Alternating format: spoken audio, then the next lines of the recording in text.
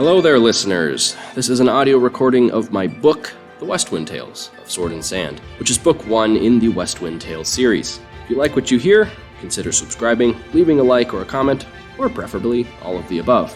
If you want more content like this, consider supporting the channel by purchasing my book on Amazon, becoming a channel member by clicking the join button, or preferably both. So sit back, relax, grab a cup of tea, and enjoy the chapter.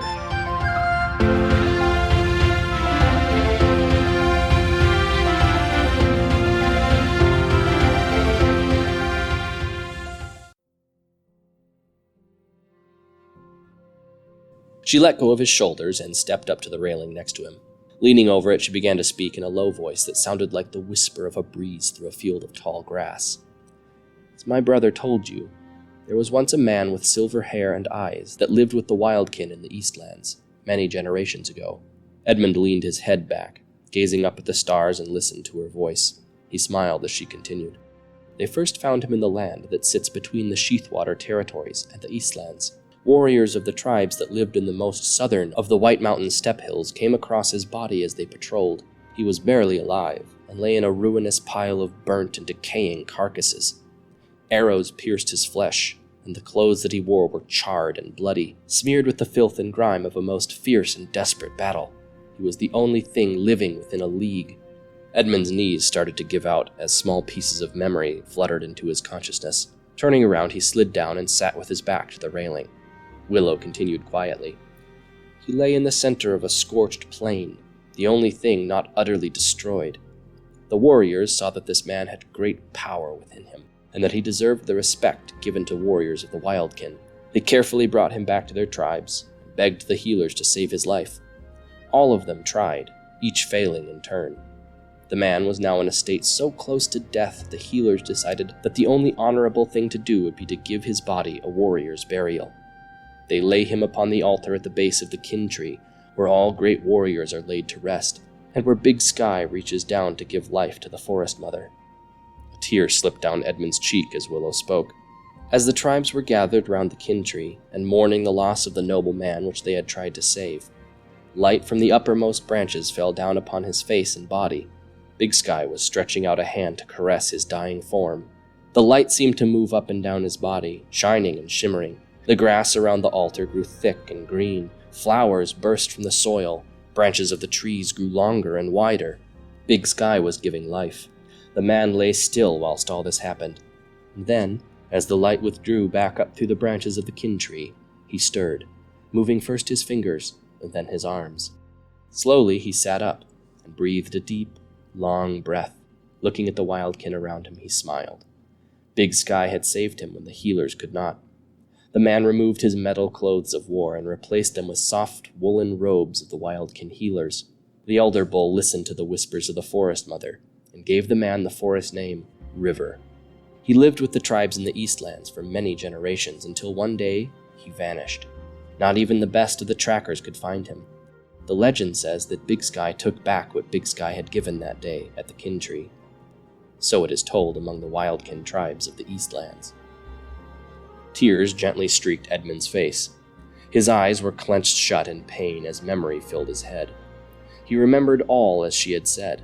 He remembered the warm touch of light that day, when he had given up holding on to his life.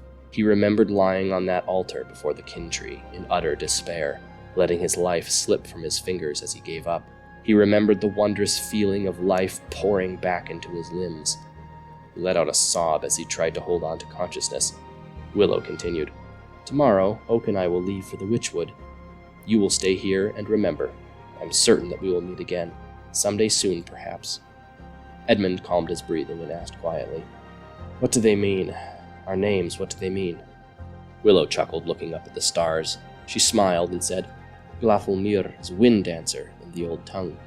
When I was but a young fawn, I would climb up the tallest of the trees in the Witchwoods, on days when the wind blew its hardest. I would cling to the highest branch and sway with the wind. I would laugh and scream and cry all at the same time.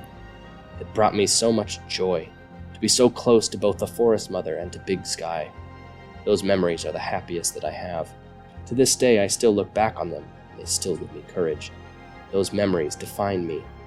Edmund smiled and drew a breath. What does Eslinweir mean in the Old Tongue?" "That is an old name if I've ever heard one," said Willow. "Weird is fate in the Old Tongue, but that is all that is familiar. It's a powerful name to be sure." The next morning, after breakfast, Willow and Oak strapped on their packs and waved to Edmund and Jupe as they set out eastward into the Witchwood. As they parted, Edmund could feel the connection between Willow and himself grow fainter. Eventually, the sensation diminished to a small tingle in the back of his mind. Edmund and Jupe went out to the field and salvaged several bundles of wheat from the blackened pile, brought them into the barn. They smelled of smoke. The horse and the goat protested the presence of the foul-smelling bundles, but settled down once Jupe comforted them both. Turning to Edmund, Jupe let out a sigh and said, "Suppose we should go into town now. Abby will have my hide if we don't." "Are you sure you want me to come with you?" asked Edmund. "If Theod sees that I haven't left, then he may very well do something worse than burn your crop." Jupe shook his head and said, "Yes, I'm sure. Abby is right.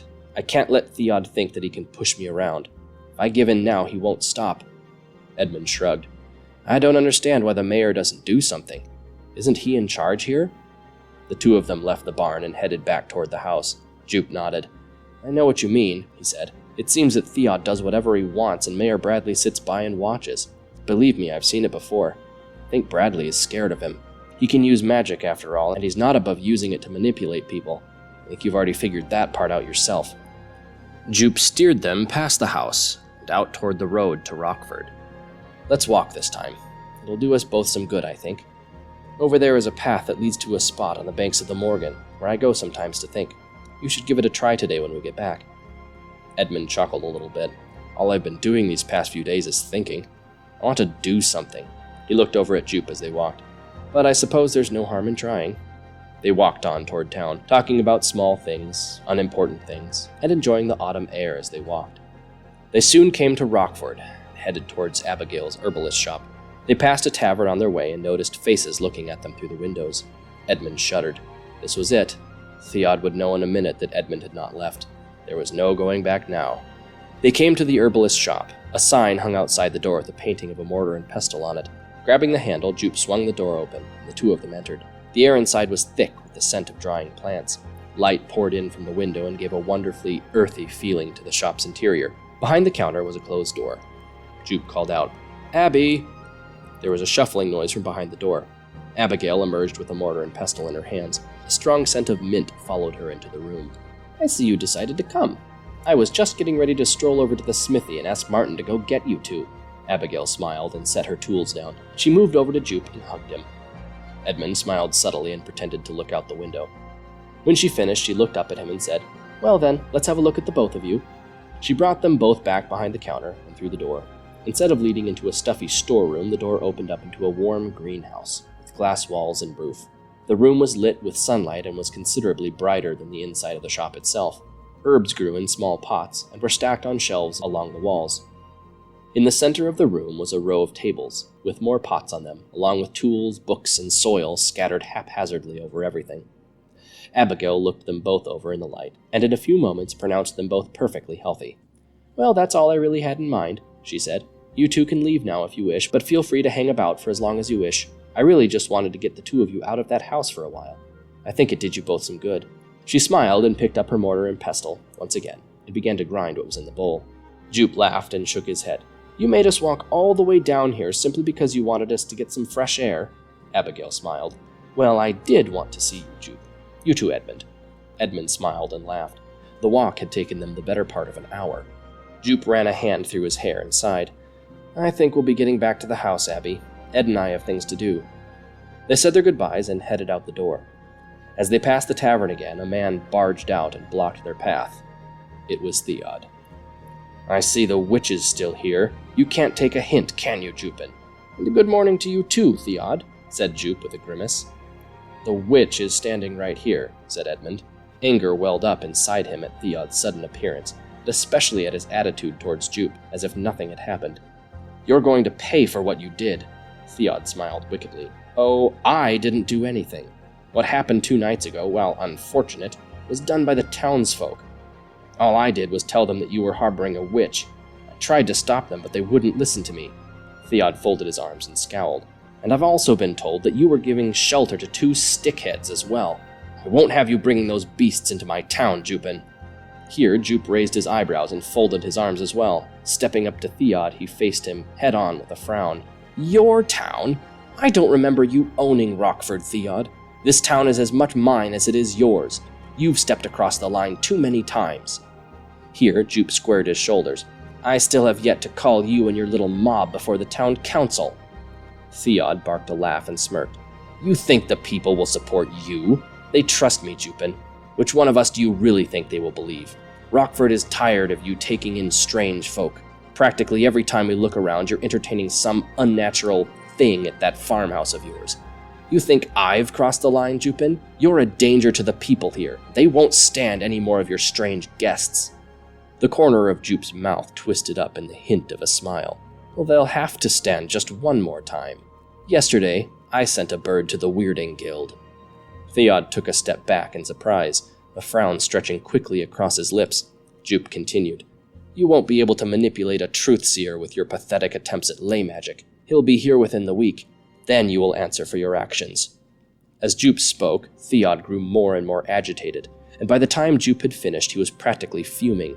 "You sent for a weirder?" spat Theod. "Bloody Ammer, Jupin, you condemn yourself. I accuse you of protecting a witch, and what do? You send for more.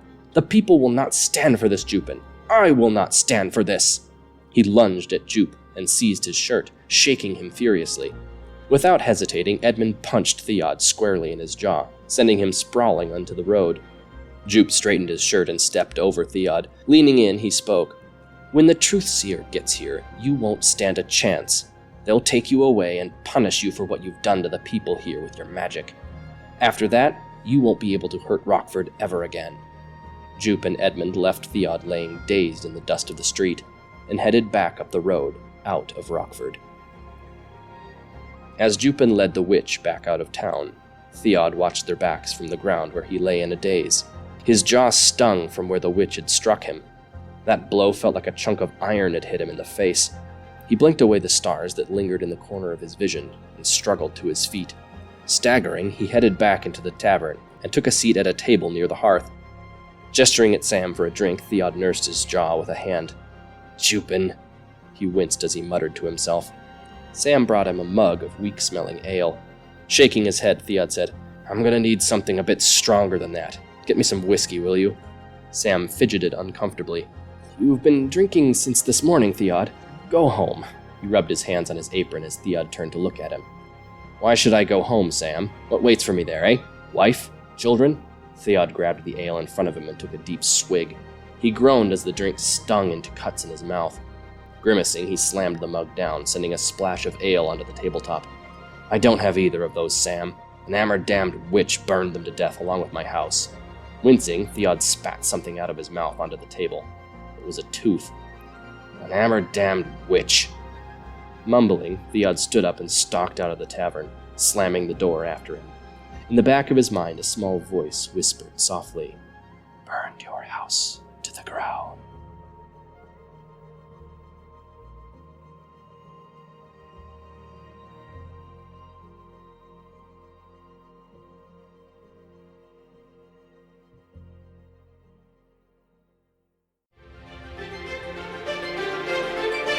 Well, that wraps up this chapter.